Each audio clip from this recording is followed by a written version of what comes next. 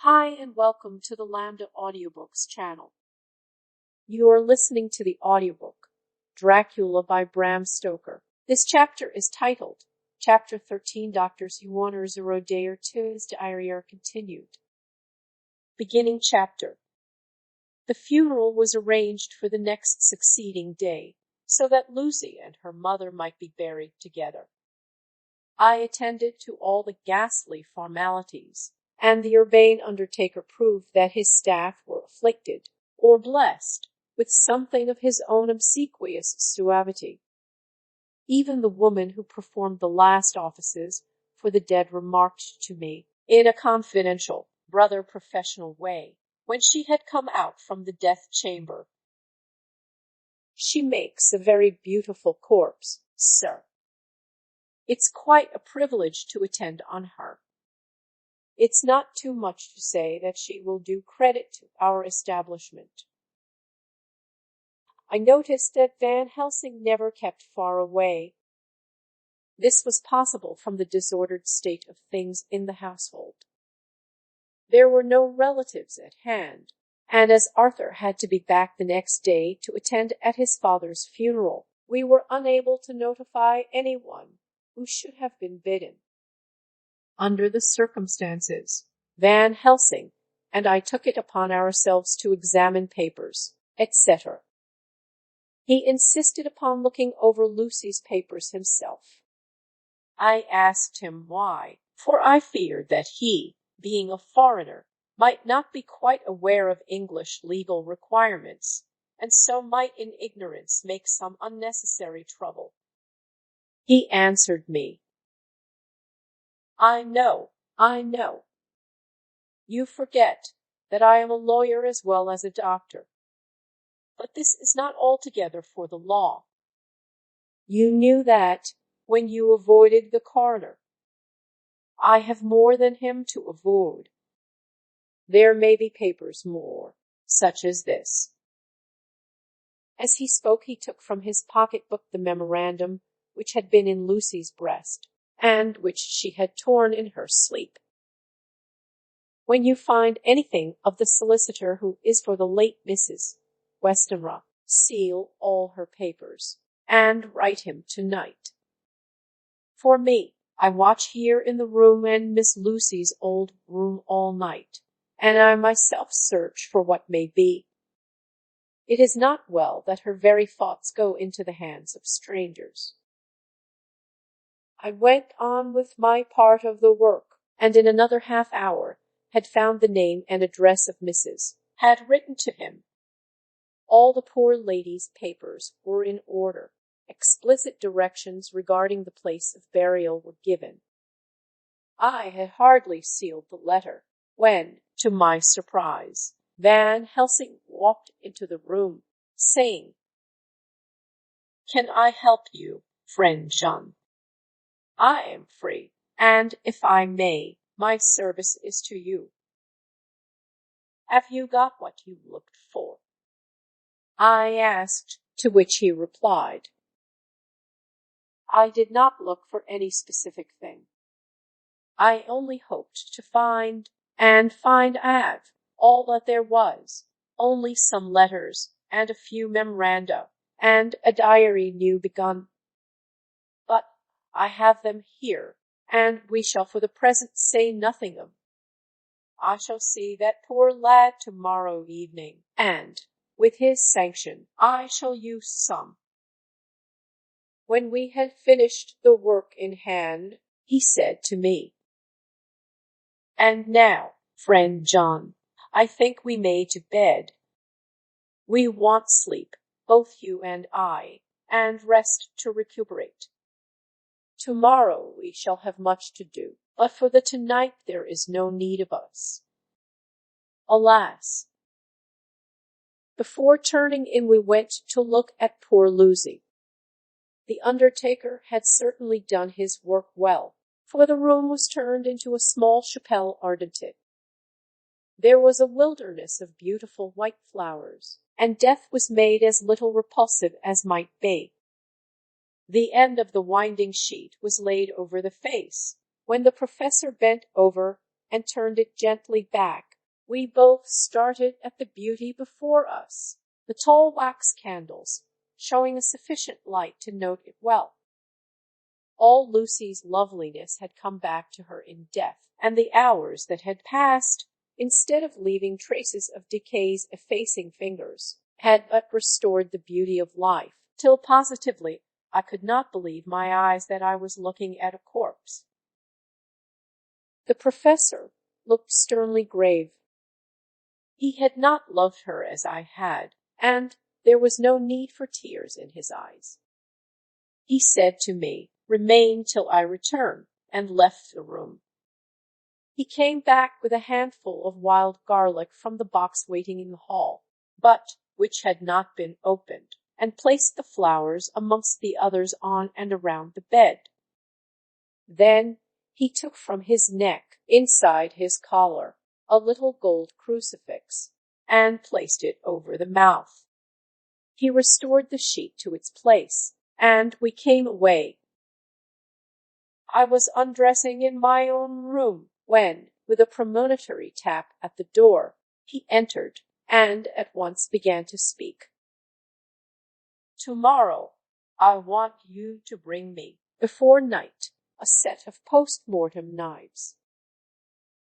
"Must we make an autopsy?" I asked. "Yes and no. I want to operate, but not as you think. Let me tell you now, but not a word to another. I want to cut off her head and take out her heart." "Ah, you a surgeon, and so shocked. You, whom I have seen with no tremble of hand or heart, do operations of life and death that make the rest shudder. Oh, but I must not forget, my dear friend John, that you loved her, and I have not forgotten it, for it is I shall operate, and you must only help. I would like to do it tonight, but for Arthur I must not. He will be free after his father's funeral tomorrow, and he will want to see her, to see it. Then, when she is coffined ready for the next day, you and I shall come, when all sleep. We shall unscrew the coffin lid, and shall do operation, and then replace all, so that none know, save we alone. But why do it at all? The girl is dead. Why mutilate her poor body without need?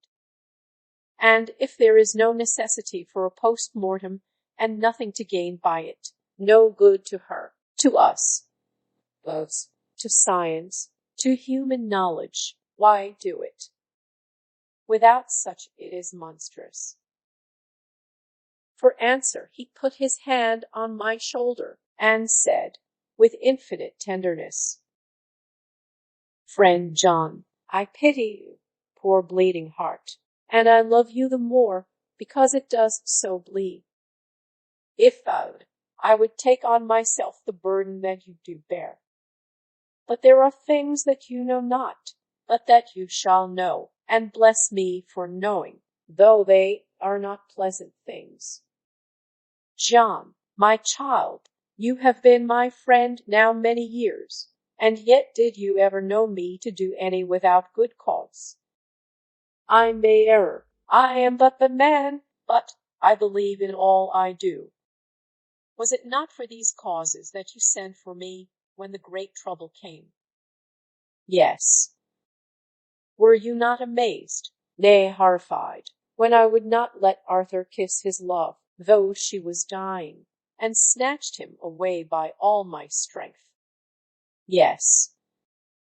And yet you saw how she thanked me, with her so beautiful dying eyes, her voice, too, so weak, and she kissed my rough old hand and blessed me.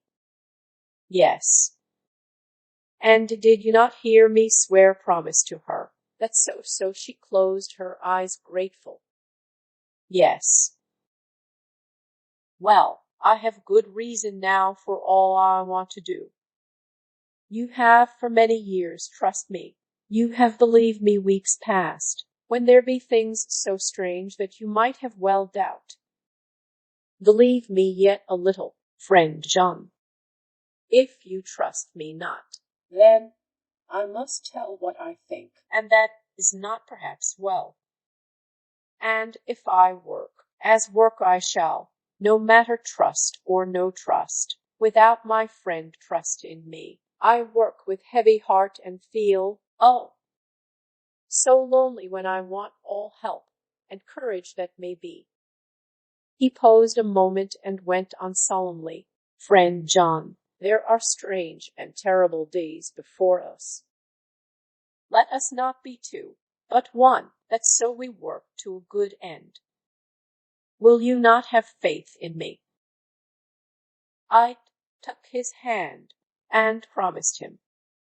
I held my door open as he went away, and watched him go into his room and close the door.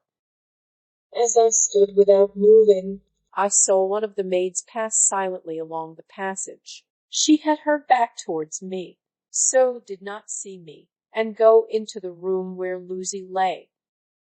The sight touched me. Devotion is so rare, and we are so grateful to those who show it unasked to those we love. Here was a poor girl, putting aside the terrors which she naturally had of death to go, watch alone by the bier of the mistress whom she loved, so that the poor clay might not be lonely till laid to eternal rest. I must have slept long and soundly, for it was broad daylight when Van Helsing waked me by coming into my room. He came over to my bedside and said, You need not trouble about the knives. We shall not do it. Why not? I asked, for his solemnity of the night before had greatly impressed me. Because, he said sternly, it is too late or too early.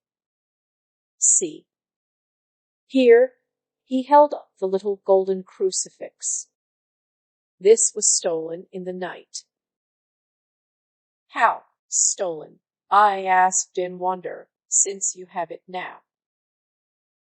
Because I get it back from the worthless wretch who stole it, from the woman who robbed the dead and the living. Her punishment will surely come, but not through me. She knew not altogether what she did, and thus unknowing, she only stole. Now we must wait. He went away on the word, leaving me with a new mystery to think of, a new puzzle to grapple with. The forenoon was a dreary time, but at noon the solicitor came, Mr. Markwind, of Holman, Sons, Markwind, Lidderdale. He was very genial and very appreciative of what we had done, and took of our hands all cares as to details. During lunch he told us that Mrs. Westenra had for some time expected sudden death from her heart, and had put her affairs in absolute order. He informed us that, with the exception of a certain entailed property of Lucy's father's, which now, in default of direct issue, went back to a distant branch of the family, the whole estate, real and personal, was left absolutely to Arthur Holmwood. When he had told us so much, he went on. Frankly, we did our best to prevent such a testamentary disposition, and pointed out certain contingencies that might leave her daughter either penniless or not so free as she should be to act regarding a matrimonial alliance. Indeed, we pressed the matter so far that we almost came into collision, for she asked us if we were or not prepared to carry out her wishes. Of course, we had then no alternative but to accept. We were right in principle, and 99 times out of 100 we should have proved, by the logic of events, the accuracy of our judgment. Frankly, however, I must admit that in this case any other form of disposition would have rendered impossible the carrying out of her wishes. For by her predeceasing her daughter, the latter would have come into possession of the property, and, Even had she only survived her mother by 5 minutes, her property would, in case there were no will, and a will was a practical impossibility in such a case, have been treated at her decease as under intestacy. In which case Lord Godalming, though so dear a friend, would have had no claim in the world, and the inheritors, being remote, would not be likely to abandon their just rights for sentimental reasons regarding an entire stranger. I assure you, my dear sirs, I am rejoiced at the result.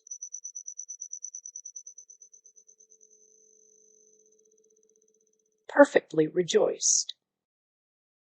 He was a good fellow, but is rejoicing at the one little part in which he was officially interested of so great a tragedy was an object lesson in the limitations of sympathetic understanding. He did not remain long, but said he would look in later in the day and see Lord Godalming. His coming, however, had been a certain comfort to us, since it assured us that we should not have to dread hostile criticism as to any of our acts. Arthur was expected at 5 o'clock, so a little before that time we visited the death chamber. It was so in very truth, for now both mother and daughter lay in it. The undertaker, true to his craft, had made the best display he could of his goods, and there was a mortuary air about the place that lowered our spirits at once. Van Helsing ordered the former arrangement to be adhered to, explaining that, as Lord Godalming was coming very soon, it would be less harrowing to his feelings to see all that was left of his fiancée quite alone. The undertaker seemed shocked at his own stupidity, and exerted himself to restore things to the condition in which we left them the night before, so that when Arthur came such shocks to his feelings as we could avoid were saved. Poor fellow! He looked desperately sad, broken. Even his stalwart manhood seemed to have shrunk somewhat under the strain of his much-tried emotions. He had, I knew, been very genuinely and devotedly attached to his father, and to lose him, and at such a time, was a bitter blow to him. With me he was warm as ever, and to Van Helsing he was sweetly courteous, but I could not help seeing that there was some constraint with him. The professor noticed it, too, and motioned me to bring him upstairs. I did so, and left him at the door of the room, as I felt he would like to be quite alone with her. But he took my arm and led me in, saying huskily, "You loved her too, old fellow. She told me all about it, and there was no friend had a closer place in her heart than you. I don't know how to thank you for all you have done for her. I can't think yet." Here he suddenly broke down, and threw his arms round my shoulders and laid his head on my breast, crying, "Oh, Jack, Jack, what shall I do? The whole of life seems gone from me all at once, and there is nothing in the wide world for me to live for." I comforted him as well as I could. In such cases men do not need much expression. A grip of the hand, the tightening of an arm over the shoulder, a sob in unison, are expressions of sympathy dear to a man's heart. I stood still and silent till his sobs died away, and then I said softly to him, "Come and look at her." Together we moved over to the bed, and I lifted the lawn from her face. God, how beautiful she was! Every hour seemed to be enhancing her loveliness. It frightened and amazed me somewhat, and as for Arthur, he fell a-trembling, and finally was shaken with doubt as with an ague. At last, after a long pause, he said to me in a faint whisper, "Jack, Is she really dead?" I assured him sadly that it was so, and went on to suggest, for I felt that such a horrible doubt should not have life for a moment longer than I could help, that it often happened that after death faces became softened and even resolved into their youthful beauty, that this was especially so when death had been preceded by any acute or prolonged suffering. It seemed to quite do away with any doubt, and, after kneeling beside the couch for a while and looking at her lovingly and long, he turned aside. I told him that that must be good-bye, as the coffin had to be prepared, so he went back and took her dead hand in his and kissed it, and bent over and kissed her forehead. He came away, fondly looking back over his shoulder at her as he came. I left him in the drawing-room, and told Van Helsing that he had said good-bye, so the latter went to the kitchen to tell the undertaker's men to proceed with the preparations and to screw up the coffin. When he came out of the room again, I told him of Arthur's question, and he replied, "I am not surprised. Just now I doubted for a moment myself. We all dined together, and I could see that poor Art was trying to make the best of things. Van Helsing had been silent all dinner time, but when we had lit our cigars he said, "Lord dear," but Arthur interrupted him. "No, no, not that, for God's sake. Not yet, at any rate. Forgive me, sir. I did not mean to speak offensively. It is only because my loss is so recent." The professor answered very sweetly, "I only used that name because I was in doubt. I must not call you Mr., and I have grown to love you. Yes, my dear boy, to love you as Arthur." Arthur held out his hand and took the old man's warmly. "Call me what you will," he said. "I hope I may always have the title of a friend. And let me say that I am at a loss for words to thank you for your goodness to my poor dear." He paused a moment and went on, "I know that she understood your goodness even better than I do, and if I was rude or in any way wanting at that time you acted so. You remember." The professor nodded. "You must forgive me." He answered with a grave kindness, "I know it was hard for you to quite trust me then, for to trust such violence needs to understand, and I take it that you cannot trust me now, for you do not yet understand. And there may be more times when I shall want you to trust when you cannot, and may not, and must not yet understand. But the time will come when your trust shall be whole and complete in me, and when you shall understand as though the sunlight himself shone through. Then you shall bless me from first to last for your own sake, and for the sake of others, and for her dear sake, to whom I swore to protect. And, indeed, sir," said Arthur warmly, "I shall and always trust you. I know and believe you have a very noble heart, and you are Jack's friend, and you were hers. You shall do what you like." The professor cleared his throat a couple of times, as though about to speak, and finally said, "May I ask you something now?" "Certainly." "You know that Mrs. Westenra left you all her property?" "No, poor dear, I never thought of it."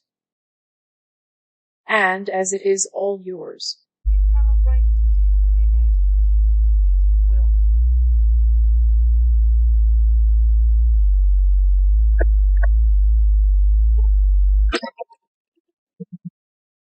"I want you to give me permission to read all Miss Lucy's papers and letters. Believe me, it is no idle curiosity. I have a motive of which, be sure, she would have approved. I have them all here. I took them before we knew that all was yours, so that no strange hand might touch them, no strange eye look through words into her soul. I shall keep them, if I may, even you may not see them yet, but I shall keep them safe. No word shall be lost, and in the good time I shall give them back to you. It's a hard thing I ask, but you will do it, will you not, for Lucy's sake?" Arthur spoke out heartily, like his old self. "Dr. Van Helsing, you may do what you will. I feel that in saying this I am doing what my dear one would have approved. I shall not trouble you with questions till the time comes." The old professor stood up as he said solemnly, "And you are right. There will be pain for us all, but it will not be all pain, nor will this pain be the last. We and you too, you most of all, my dear boy, will have to pass through the bitter water before we reach the sweet. But we must be brave of heart and unselfish, and do our duty, and all will be well." I slept on a sofa in Arthur's room that night. Van Helsing did not go to bed at all. He went to and fro, as if patrolling the house, and was never out of sight of the room where Lucy lay in her coffin, strewn with the wild garlic flowers, which sent, through the odor of lily and rose, a heavy, overpowering smell into the night. Mina Harker's Journal. 22 September. In the train to Exeter. Jonathan sleeping.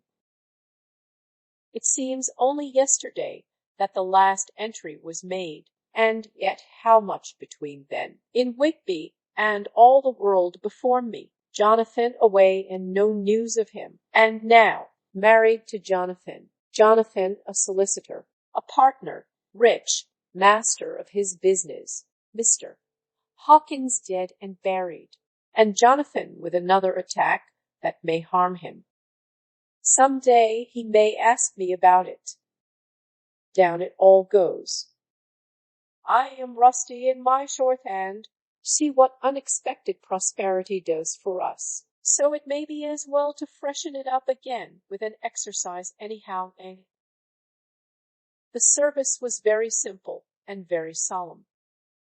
There were only ourselves and the servants there, one or two old friends of his from Exeter, his London agent, and a gentleman representing Sir John Paxton, the president of the Incorporated Law Society. Jonathan and I stood hand in hand, and we felt that our best and dearest friend was gone from us. We came back to town quietly, taking a bus to Hyde Park Corner. Jonathan thought it would interest me to go into the Row for a while, so we sat down, but there were very few people there, and it was sad-looking and desolate to see so many empty chairs. It made us think of the empty chair at home, so we got up and walked down Piccadilly. Jonathan was holding me by the arm, the way he used to in old days before I went to school.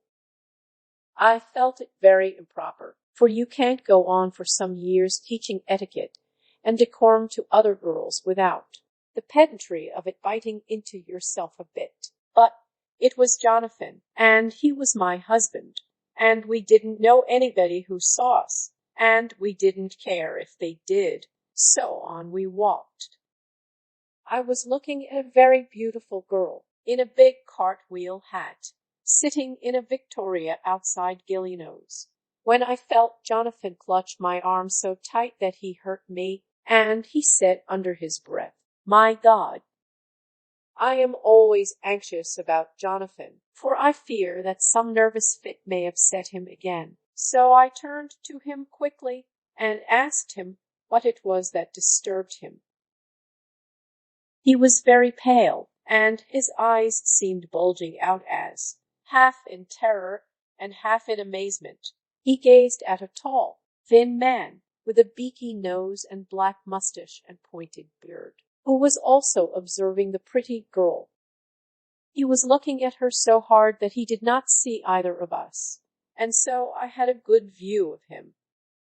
His face was not a good face. It was hard and cruel and sensual, and his big white teeth, that looked all the whiter because his lips were so red, were pointed like an animal's. Jonathan kept staring at him till I was afraid he would notice. I feared he might take it ill. He looked so fierce and nasty. I asked Jonathan why he was disturbed, and he answered, evidently thinking that I knew as much about it as he did. Do you see who it is? No, dear, I said. I don't know him. Who is it? His answer seemed to shock and thrill me, for it was said as if he did not know that it was to me, Mena, to whom he was speaking. It is the man himself. The poor dear was evidently terrified at something, very greatly terrified. I do believe that if he had not had me to lean on and to support him, he would have sunk down. He kept staring. A man came out of the shop with a small parcel and gave it to the lady, who then drove off. The dark man kept his eyes fixed on her, and when the carriage moved up Piccadilly, he followed in the same direction and hailed a hansom. Jonathan kept looking after him and said, as if to himself, I believe it is the Count, but he has grown young. My God, if this be so! Oh, my God! My God! If I only knew! If I only knew! He was distressing himself so much that I feared to keep his mind on the subject by asking him any questions, so I remained silent. I drew him away quietly, and he, holding my arm, came easily. We walked a little further, and then went in and sat for a while in the Green Park. It was a hot day for autumn, and there was a comfortable seat in a shady place. After a few minutes staring at nothing, Jonathan's eyes closed, and he went quietly into a sleep, with his head on my shoulder. I thought it was the best thing for him, so did not disturb him. In about 20 minutes he woke up, and said to me quite cheerfully, Why, Mena, have I been asleep? Oh, do forgive me for being so rude. Come, and we'll have a cup of tea somewhere. He had evidently forgotten all about the dark stranger, as in his illness he had forgotten all that this episode had reminded him of. I don't like this lapsing into forgetfulness. It may make or continue some injury to the brain. I must not ask him, for fear I shall do more harm than good, but I must somehow learn the facts of his journey abroad. The time is come, I fear, when I must open that parcel and know what is written. Oh, Jonathan, you will...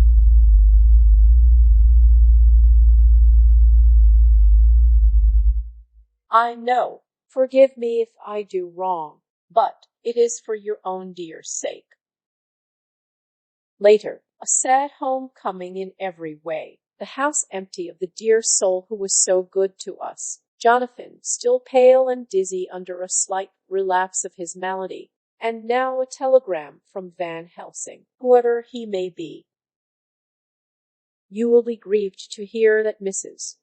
Westenra died 5 days ago, and that Lucy died the day before yesterday. They were both buried today. Oh, What a wealth of sorrow in a few words. Poor Mrs. Westenra. Poor Lucy. Gone, gone, never to return to us. And poor Arthur, to have lost such sweetness out of his life. God help us all to bear our troubles. Dr. Seward's Diary. 22 September. It is all over. Arthur has gone back to Rennes, and has taken Quincy Morris with him. What a fine fellow is Quincy! I believe in my heart of hearts that he suffered as much about Lucy's death as any of us. But he bore himself through it like a moral Viking. If America can go on breeding men like that, she will be a power in the world indeed. Van Helsing is lying down, having a rest preparatory to his journey. He goes over to Amsterdam tonight, but says he returns tomorrow night, that he only wants to make some arrangements which can only be made personally. He is to stop with me then, if he can. He says he has work to do in London, which may take him some time. Poor old fellow! I fear that the strain of the past week has broken down his iron strength. All the time of the burial he was, I could see, putting some terrible restraint on himself.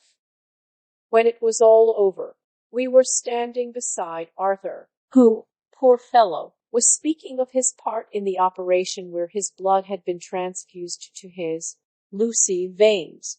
I could see Van Helsing's face grow white and purple by turns. Arthur was saying that he felt since then as if they two had been really married, and that she was his wife in the sight of God. None of us said a word of the other operations, and none of us ever shall. Arthur and Quincy went away together to the station, and Van Helsing and I came on here. The moment we were alone in the carriage, he gave way to a regular fit of hysterics. He has denied to me since that it was hysterics, and insisted that it was only his sense of humor asserting itself under very terrible conditions. He laughed till he cried, and I had to draw down the blinds lest any one should see us and misjudge. And then he cried till he laughed again, and laughed and cried together, just as a woman does. I tried to be stern with him, as one is to a woman under the circumstances, but it had no effect. Men and women are so different in manifestations of nervous strength or weakness. Then, when his face grew grave and stern again, I asked him why his mirth, and why at such a time. His reply was in a way characteristic of him, for it was logical and forceful and mysterious. He said, you don't comprehend, friend John. Do not think that I am not sad, though I laugh. See, I have cried even when the laugh did choke me. But no more think that I am all sorry when I cry, for the laugh he come just the same. Keep it always with you, that laughter who knock at your door and say, "May I come in?" is not the true laughter. No. He is a king, and he come when and how he like. He ask no person, he choose no time of suitability. He say, I am here. Behold, in example I grieve my heart out for that so sweet young girl. I give my blood for her. Though I am old and worn, I give my time, my skill, my sleep. I let my other sufferers want, that so she may have all. And yet I can laugh at her very grave, laugh when the clay from the spade of the sexton drop upon her coffin, and say thud, thud, thud, to my heart, till it send back the blood from my cheek. My heart bleed for that poor boy, that dear boy. So of the age of mine own boy had I been so blessed that he live, and with his hair and eyes the same. There, you know now why I love him so. And yet when he say things that touch my husband heart to the quick, and make my father heart yearn to him as to no other man, not even to you, friend John, for we are more level in experiences than father and son. Yet, even at such moment King laugh he come to me and shout and bellow in my here I am. Here I am, till the blood come dance back, and bring some of the sunshine that he carry with him to my cheek. Oh, friend John, it is a strange world, a sad world, a world full of miseries, and woes, and troubles, and yet, when King laugh come he make them all dance to the tune he play. Bleeding hearts, and dry bones of the churchyard, and tears that burn as they fall, all dance together to the music that he make with that smileless mouth of him. And believe me, friend John, that he is good to come, and kind, and good. We men and women are like ropes drawn tight with strain that pull us different ways. Then tears come, and, like the rain on the ropes, they brace us up, until perhaps the strain become too great, and we break. But King laugh he come like the sunshine, and he ease off the strain again, and we bear to go on with our labor, what it may be. I did not like to wound him by pretending not to see his idea, but, as I did not yet understand the cause of his laughter, I asked him.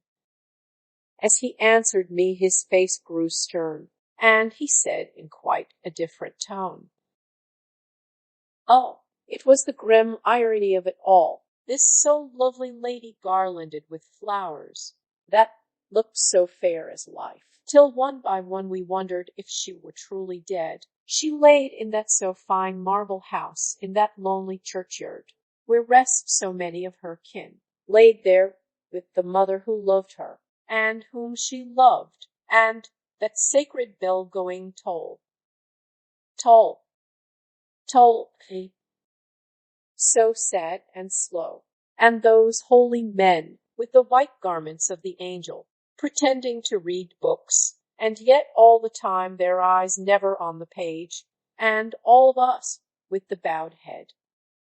And all for what? She is dead, so. Is it not?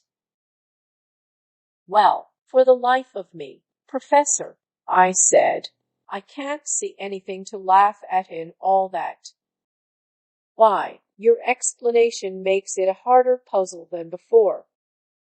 But even if the burial service was comic, what about poor Art and his trouble? Why, his heart was simply breaking. Just so. Said he not that the transfusion of his blood to her veins had made her truly his bride? Yes, and it was a sweet and comforting idea for him. Quite so. But there was a difficulty, friend John. If so that, then what about the others? Ho, ho. Then this so sweet maid is a polyandrist, and me, with my poor wife dead to me, but alive by church's law, though no wits, all gone, even I, who am faithful husband to this now no wife, am bigamist. I don't see where the joke comes in there either. I said, and I did not feel particularly pleased with him for saying such things. He laid his hand on my arm and said, Friend John, forgive me if I pain. I showed not my feeling to others when it would wound, but only to you, my old friend, whom I can trust. If you could have looked into my very heart, then, when I want to laugh, if you could have done so when the laugh arrived, if you could do so now, when King Laugh have pack up his crown, and all that is to him, for he go far, far away from me, and for a long, long time, May you would perhaps pity me the most of all." I was touched by the tenderness of his tone, and asked why. "Because I know. And now we are all scattered, and for many a long day loneliness will sit over our roofs with brooding wings. Lucy lies in the tomb of her kin, a lordly death house in a lonely churchyard, away from teeming London, where the air is fresh and the sun rises over Hampstead Hill, and where wild flowers grow of their own accord. So I can finish this diary, and God only knows if I shall ever begin another. If I do, or if I even open this again, it will be to deal with different people and different themes. For here at the end, where the romance of my life is told, ere I go back to take up the thread of my life work, I say sadly and without hope, Finis. The Westminster Visit, 25 September. A Hampstead Mystery. The neighborhood of Hampstead is just at present exercised with a series of events which seem to run on lines parallel to those of what was known to the writers of headlines as the Kensington Horror, or the Staving Woman, or the Woman in Black. During the past 2 or 3 days, several cases have occurred of young children straying from home, or neglecting to return from their playing on the heath. In all these cases, the children were too young to give any properly intelligible account of themselves, but the consensus of their excuses is that they had been with a bluffer lady.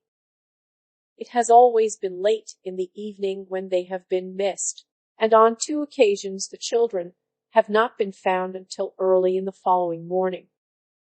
It is generally supposed in the neighborhood that, as the first child missed gave as his reason for being away that a bluffer lady had asked him to come for a walk, the others had picked up the phrase and used it as occasion served.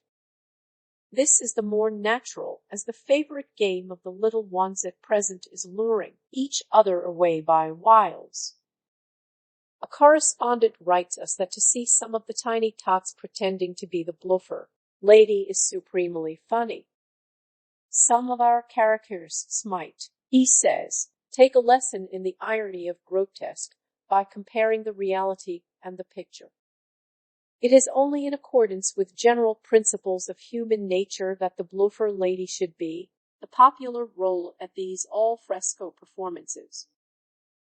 Our correspondent naively says that even Ellen Terry could not be so winningly attractive as some of these grubby-faced little children pretend, and even imagine themselves to be. There is, however, possibly a serious side to the question, for some of the children, indeed all who have been missed at night, have been slightly torn or wounded in the throat. The wounds seem such as might be made by a rat or a small dog, and, although of much importance individually, would tend to show that whatever animal inflicts them has a system or method of its own. The police of the division have been instructed to keep a sharp lookout for straying children, especially when very young, in and around Hampstead Heath, and for any stray dog which may be about. The Westminster Visit, 25 September. Extra Special. The Hampstead Horror. Another child injured. The bluffer lady. We have just received intelligence that another child, missed last night, was only discovered late in the morning under a furze bush at the Shooter's hillside of Hampstead Heath, which is, perhaps, less frequented than the other parts. It has the same tiny wound in the throat as has been noticed in other cases. It was terribly weak, and looked quite emaciated. It, too, when partially restored, had the common story to tell of being lured away the bluffer lady. End of chapter. Thank you for listening. If you enjoyed this video, please hit the like button. If you are interested in hearing more audiobooks, Subscribe and turn on the notifications to get fresh daily audiobook chapters from Lambda Audiobooks. Until next time.